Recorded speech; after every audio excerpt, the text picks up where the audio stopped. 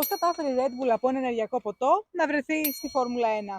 Η Red Bull ξεκίνησε το 2005, όταν την αγόρασε τότε Jaguar για ένα μόλις $1. Στην αρχή όλοι τους κορόδεψαν πως είναι απλά μια εταιρεία με αναψυκτικά. Όμως το μέλλον έδειξε το αντίθετο. Κατάφεραν μέσα σε 5 χρόνια, έχοντας στη σχεδίαση τον Άντρια Νιούι και ως οδηγό του Σεμπάστιαν Φέτελ, να κατακτήσουν 4 συνεχόμενους τίτλους από το 2010 ως το 2013.